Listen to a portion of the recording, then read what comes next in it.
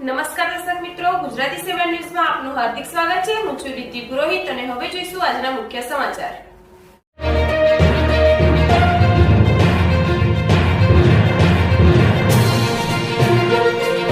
મકર સંક્રાંતિ નિમિત્તે યાત્રાધામ અંબાજીમાં નાગા સાધુ સંતો દ્વારા શાહી સ્નાન યોજાયું।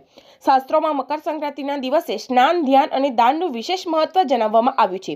પુરાણોમાં મકર સંક્રાંતિમાં દેવતાનો દિવસ તરીકે પણ વર્ણવવામાં આવ્યો છે। એવું માનવામાં આવે છે કે આ દિવસે કરવામાં આવેલું દાન સૌગણું વળતર આપે છે। એવું માનવામાં આવે છે કે આ દિવસે આપવામાં આવેલું દાન વ્યક્તિને મોક્ષ પ્રાપ્તિનો આધાર બની જાય છે। આ વર્ષે મકર સંક્રાંતિ 14-15 જાન્યુઆરીએ આવે છે।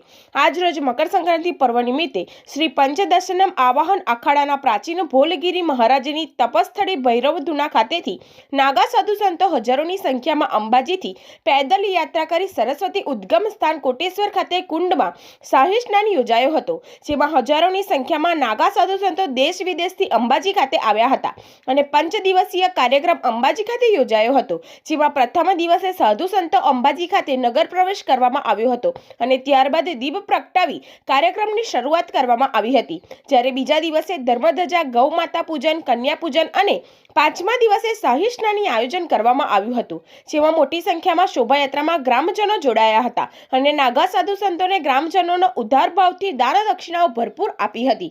છેલ્લા 3 વર્ષથી પંચદશનમ આવાહન અખાડાના થાનપતિ મહંત વિજયપુરી મહારાજ દ્વારા આ સમગ્ર કાર્યક્રમનું આયોજન કરવામાં આવે છે। આ વર્ષે 52 ધૂના સાધુ સંતો દ્વારા અંબાજીના ઇતિહાસમાં પ્રથમ વખત લગાવવામાં આવ્યા હતા। અંબાજીની જનતા સાધુ સંતોના દર્શન માટે હજારોની સંખ્યામાં ઉમટી પડી હતી અને કાર્યક્રમ પૂર્ણ થયા બાદ સાધુ સંતોને ભોજન બાદ ભેટ પૂજા આપી વિદાય આપવામાં આવી હતી।